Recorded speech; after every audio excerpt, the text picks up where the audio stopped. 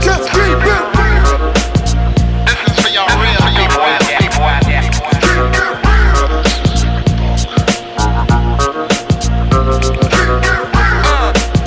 for my people. Alright, welcome back to another episode of the Nostalgic 90s. I'm your host, Big Mike. Today we got a very special episode because I'm going off on a Harry Potter rant right now. Viewer discretion is advised. I am infuriated with J K Rowling. I mean, she's a very good author, don't get me wrong, but I'm on the phone with my cousin right now, and if y'all, Miki, can I put you on speaker? Oh, man. Alright, so, oh, man. Alright, hold on. My exit's coming up.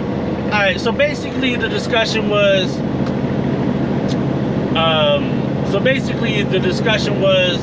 that J.K. Rowling got some audacity to write, you know, the 4 original books. You got Harry Potter and the Sorcerer's Stone, you got Harry Potter and the Chamber of Secrets, Prisoner of Azkaban, and Goblet of Fire. Those are the only 4 books that I actually read. So after the 4 original books, right, you know, ending with Goblet of Fire, I couldn't even... Once I found out she released 3 more books, I was like, nah, I'm all set. Like, how am I going to learn more about the wizarding world than the Holy Bible? Because last I checked, the Holy Bible had, like, I don't know, 60, 70 books. King James Version, okay? But, you know, J.K. Rowling, she wrote, within the first 4 books, like half the Bible. By herself. Then she going to add 3 more books. Like, don't get me wrong, I love Harry Potter, I love the movies, some of my favorite movies. I love the first 4 books. I can't say I love the other 3 because I didn't read the other 3. But hold on 1 second, because then she dropped the book to talk about mysterious, mystical creatures and where to find them. And then, like, a Harry Potter cookbook. And then, like, you know, a bunch of other stuff. And like, you know, Harry Potter and the Cursed Child, and The Secret Life of Albus Dumbledore, and it's just crazy. It's just crazy. Like, you know, I'm over here trying to remember what happened, like what happened in the book of Genesis towards page 7, because I don't even know. But ask me anything about Harry Potter and the Sorcerer's Stone, I could tell you in the whole book that she wrote by herself. Like, it's crazy. It's so crazy. And then for the movies, spoiler alert, if you haven't watched it yet, I don't know what to tell you. You need to get your life together. But, you know, Harry Potter is known as the boy who lived. That's he who must not be named, aka Voldemort's evil nemesis. You know, Harry Potter is the hero in our story, but he's the nemesis of Voldemort, right? So Harry Potter is the boy who Voldemort tried to kill when he was a baby, but because of the love that his mother and father had for him, and put protection over him, so that all it did was leave us a lightning bolt scar on his forehead, right? Y'all following?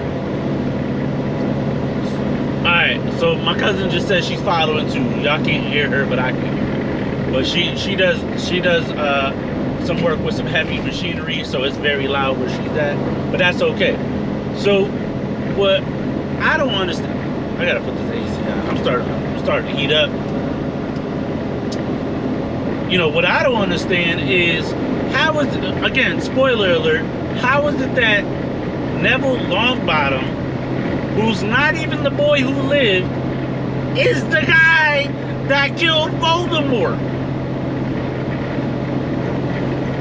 Like, I don't get it. Like I don't get it. Neville Longbottom is the hero of the Harry Potter story. That's like Jesus not being the hero of the Bible. Like, Harry Potter was the chosen one, Jesus is the chosen one, right?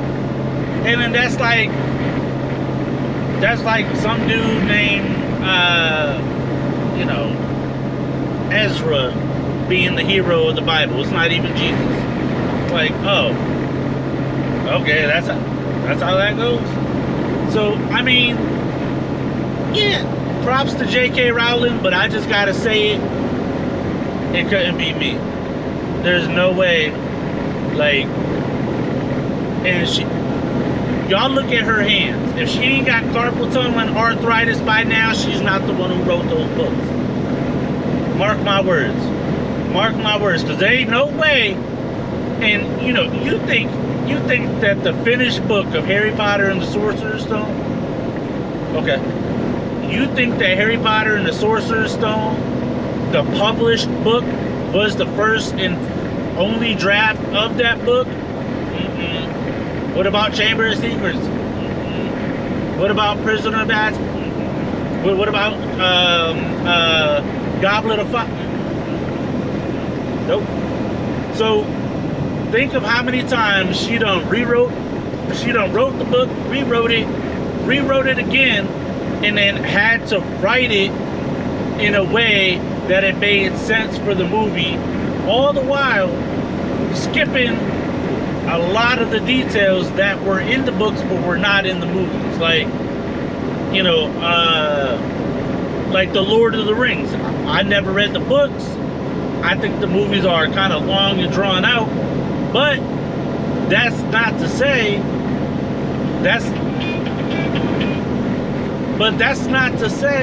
that the Lord of the Rings wasn't a good book and that they didn't leave a bunch of details out of the movie.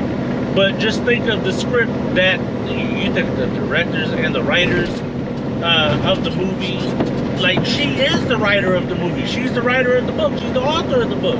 She might not be the illustrator, but she's the author. And you mean to tell me that, you know, everything that they wrote, that they had to like cross-reference it with J.K. Rowling? I think, in my opinion, J.K. Rowling was the one who told them what and what not to put in those movies. So for them to come out with another movie, The Secret Life of Albus Dumbledore, she is rolling in dough. Look at her hands. If she ain't got arthritis, she's not the actual the writer of the book. I mean, she might have a person that does kind of like the people, a stenographer. She might have a stenographer. I don't know. Do you know? No, you don't. And if you do, you know, how do I know? It's crazy. It's so crazy. Like, all I'm saying is, I can't even remember all the books in the Bible in what order that they go in. But I tell you what, J.K. Rowling, she wrote all those books by herself. Props to her. I love the lady. She's cool. I never met her, but, you know, based off of the novels that she writes, she's a pretty damn good actor. I mean, author. You know? So, I don't know. What's your thoughts on this?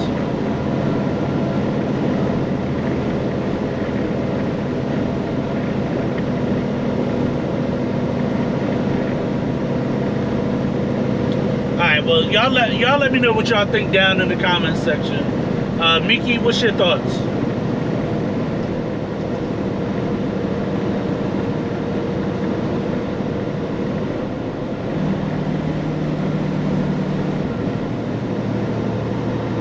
Wait, hold on. Hold on 1 second. Can I put you on speaker now? Or are you gonna turn on the machine?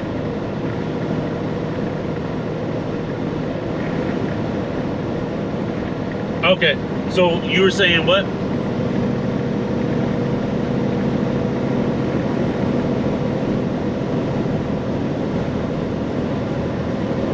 Yep.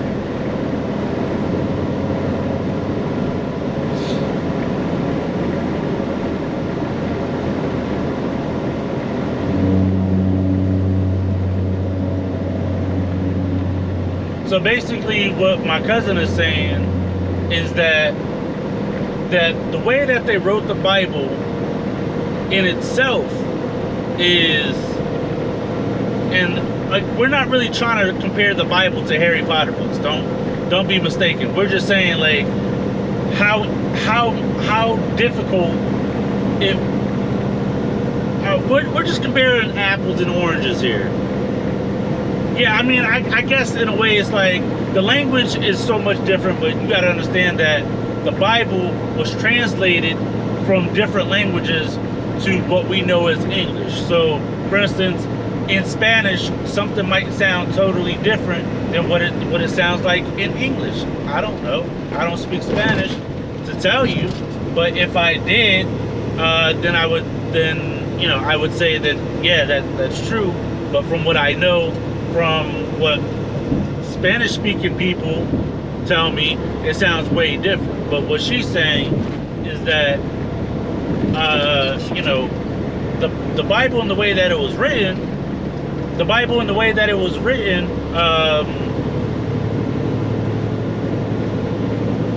the Bible and the way that it was written was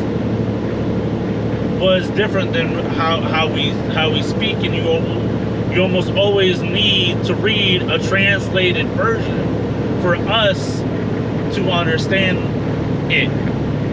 So I don't know. I'm just saying it's just kind of crazy. Like, it's so crazy how J.K. Rowling wrote all those books by herself, but how many people did it take to consolidate the books of the Bible? That's crazy. It's crazy. And in case you guys are wondering, I'm on my way up to upstate New York. I'm hill climbing right now. Up a really, really steep hill. This hill, J.K. Rowling had a really big imagination, and I don't think that she did all that. So I'm not saying what parts was she sober for it, but I'd be interested. I mean, I'd be interested to know if she was sober or not, like 100%. Like, even like a glass of wine, even a glass of wine. What do you call that? Influence the writing or something like that, or the storytelling. Even if that's somewhat true, I don't know. But all I knows is that's crazy.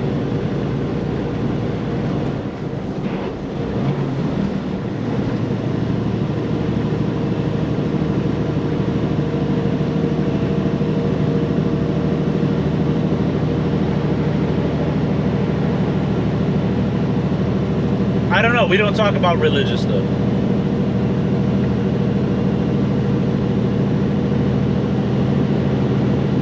Yeah. Again, I just want to make it very clear. I'm not trying to compare Harry Potter books to the Bible, and I'm not trying to compare Jesus to Harry Potter or anything like that. I'm just saying that as like a point of reference. It's like how many books are in the Bible versus, and how much context is there versus how much did this wild and crazy lady J.K. Rowling write by herself. Like, it's a consolidation of a vast number of people to write all the books in the Bible, and this lady did I don't know, like 9 books by herself. Like, even the same thing with like Stephen King. Like that book, that thing is thick as heck. Like, nah, I ain't reading all that. I'd rather just watch the movie. Alright, cool. Scary clown that kills people, be living in the sewer. Nah, I'm all set. I'll stay away from that. No problem. Like, I'm all set. No problem. I'll stay away. Where's my bag of snacks? But yeah, let me know what you guys think in the comments section. Yeah, I just think it's just kind of crazy. Like, if sorry about the tangent that I'm going off on, but at the end of the day, it's just crazy. It's just crazy. I mean, listen, I can't even remember what happens, like everything that happens in the book of Genesis. But I mean, 36 pivot I think it's 36 Privet Drive. is the address that Harry Potter lives with his Uncle Vernon and Aunt Petunia.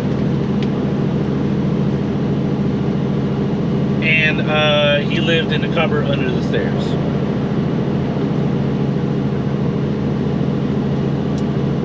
And I read that book, I don't know, when I was a kid. Read that book when I was a kid. So, I don't know. Leave it down in the comment section. And stay tuned for more great content. I'll see you guys on the next video. Thank you all so much for watching. Make sure you leave a like, comment, subscribe, hit the notification bell. Make sure you smash the all notifications so you get all the notifications for all our videos. And yeah, I'll see you guys on the next one. Later.